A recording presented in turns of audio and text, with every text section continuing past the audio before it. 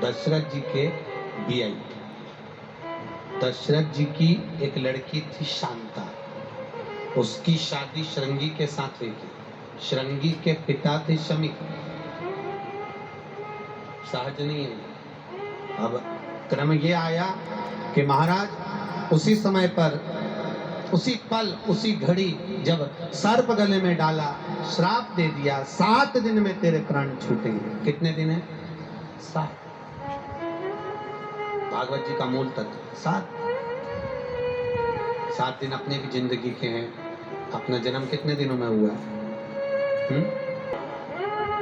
विवाह हुआ तो फेरे भी। पर्वत उठाया भगवान ने कितने कोस का, कितने दिन तक उठाया? 7। कितने वर्ष की आयु में? 7। शास्त्रीय संगीत के सुर कितने हैं? 7। अपने जीवन भी वही 7 दिन। रविवार को जन्म हुआ, सोमवार को बड़े हुए, मंगलवार को ब्याह हुआ, बुधवार को बच्चे हुए, गुरुवार को बीमार पड़े, शुक्रवार को हॉस्पिटल गए, शनिवार को गए। पूरे दिन ऐसे और अपन मेरी तेरी करने में देखा है 7 दिन निकल। आज कथा का कौन सा दिन है? दूसरा, कल तीसरा, परसों चौथा। 4 दिन की कथा। मेरे ख्याल से ये माहेश्वरी सत्संग समिति वाले इसलिए रखते हैं, इन्होंने 4 दिन की रखवाई, क्योंकि इनको मालूम है पहले दिन में बचपन संवार लो, दूसरे दिन में जवानी, तीसरे दिन में अधेड़ी, चौथे दिन में बुढ़ापा और भगवान की भक्ति। 4 सहज।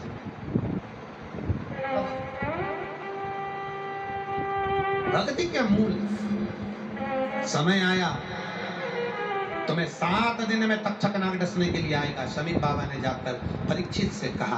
परीक्षित की रात की नींद उड़ गई महाराज, और चला वन की ओर। कोई असली गुरु की तलाश करने के लिए गया। यहाँ तक कथा आपने सुनी है। फिर एक ब्राह्मण को मालूम पड़ा, देवव्रत को मालूम पड़ा कि एक तक्षक नाग परीक्षित को डसने के लिए आ रहा है, और मेरे पास ऐसी विद्वत्ता है, मेरे पास ऐसा ज्ञान है, अगर मैं उसको बचा लूंगा तो वो मुझे पैसे से पूर देगा, धन इतना देगा कि जब राजा खुद बचेगा तो मेरे को लक्ष्मी भर देगा, मेरे को खूब संपदा देगा, खूब धन देगा, दौलत देगा। क्यों ना मैं अपनी विद्वत्ता से उसको बचाऊं? पुष्करणी तीर्थ क्यों मना, उसको देखिए।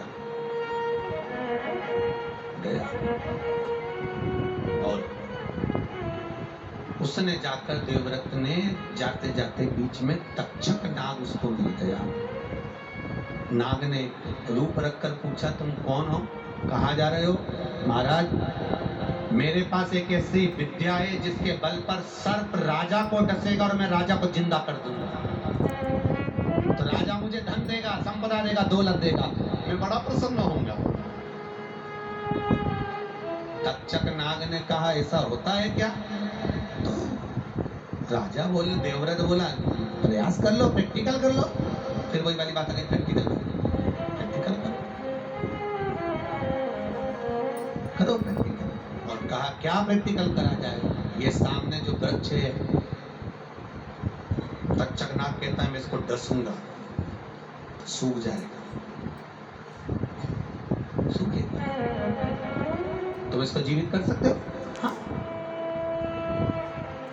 सबसे बड़ी दिक्कत एक हो गई कि जिस वृक्ष को देवव्रत के कहने पर तक्षक नाग ने डसा था, उस वृक्ष के ऊपर एक ब्राह्मण स्कंद भगवान का भजन कर रहा था। उस वृक्ष के ऊपर बैठकर तप कर रहा। इसको नहीं मालूम, तक्षक को नहीं मालूम, देवव्रत को नहीं मालूम, को नहीं मालूम कि ऊपर कोई बैठा हुआ है, तप कर रहा है, साधना कर रहा है, भक्ति कर रहा है। हम लोग कई बार ऐसा हो जाता है कि हम निकल कर जा रहे हैं और हमारे वस्त्र कहीं किसी को लग गए, अब और किस रूप में कौन बैठा है अपने को क्या मालूम। हम कई बार ऐसा संबोधन बोल जाते हैं जिसके कारण किसी को ठेस पहुंच जाए, हम जान नहीं पाते कि उसको हमने करा। होता है, एक राजा के महल में राजा को सूचना मिली हमारे नगर में एक व्यक्ति ऐसा है जिसका सुबह से मुंह देखो तो भोजन नहीं मिलता। राजन का ऐसा होता है क्या था? तब कर रहा था और तक्षक नाग ने जैसे डसा, डसते से ही वृक्ष तो जला, साथ में जो ब्राह्मण ऊपर बैठा था स्कंद भगवान का स्मरण करते हुए वो भी खा बस।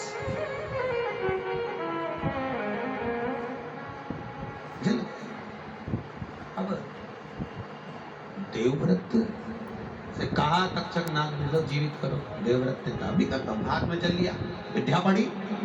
तक्षक नाग ने जिसको जलाया था उसी वृक्ष को जीवित कर दिया, उस पे जो बैठा था वो भी, अरे बोलो, जीवित हो गया। वो जो वृक्ष पर बैठा था वो नीचे आया, आकर उसने हाथ जोड़े देवव्रत के, धन्य आपके जैसा कोई विद्वान नहीं हो सकता, आप राजा परीक्षित को बचा सकते हो, जाइए। तक्षक नाग ने रोका, जितना राजा धन देगा उससे 1000 गुना धन मैं देता हूं, 1000 गुना धन मैं देता हूं, तुम मत जा। देवव्रत ने अच्छा करा कि बुरा करा? बोलिए, जम के बोलो जरा। देवव्रत ने तक्षक नाग से धन लिया और वापस चले गया, अच्छा करा कि बुरा करा? बुरा करा। क्यों बुरा करा? स्कंद पुराण कहती है कि उसने अपने कर्म को छोड़ दिया। डॉक्टर लास्ट स्टेज तक अगर उसको विद्वत्ता है, उसके पास में अगर एनर्जी है, तो लास्ट स्टेज तक उसमें प्राण देने का प्रयास करे, अंतिम बिंदु तक।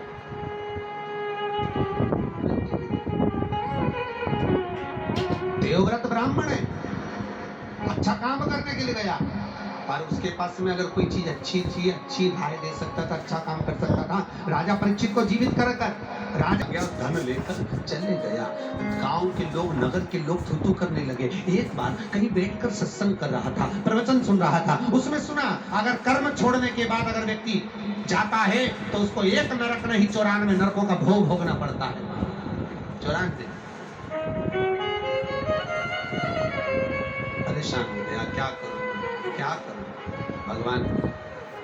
अब कहा गया, जिस ब्राह्मण को उस पेड़ पर जीवित करा था उसके पास में गया, उससे विनती करी, उसने कहा कुछ मत कर, वेंकटाचल पर्वत के ऊपर जाना, वहां बैठकर तप करना, और उस तप की प्रबलता में तेरे जलाशय में तू जब तप करेगा, तेरे नैन बिंदु से एक सरोवर प्रकट होगा, उसको लोग पुष्करणी कहेंगे, उसमें स्नान कर कर तू परम धाम को भगवान के चला जाएगा। स्कंद जब वो बैठा, बैठने के बाद भी जब उसके नैन बिंदु से अश्रु प्रकट नहीं हुए, तब भगवान स्कंद का स्मरण करा। भगवान मोर पर बैठकर स्कंद देव आए, 4 कोने पर जाकर खड़े होकर भगवान स्कंद देव ने एक कुंड का निर्माण करा, जिसमें वो देवव्रत ने स्नान करा, उसको पुष्करणी नाम दिया गया। और शास्त्र कहता है, हमारे जान अनजान में ऐसे कई पाप, जैसे देवव्रत ने करा ऐसा कई पाप आपने भी करा होगा। आपको भी, आप अच्छा करने का सोच रहे होंगे तो कहीं कमाने के लिए, कहीं कोई बात के लिए, कहीं चित्त के लिए गलती हो जाती है, तो जीवन में एक बार पुष्करणी का स्नान करने के बाद में वो पाप से जीव छूट जाता है। कौन कौन नहाए पुष्करणी?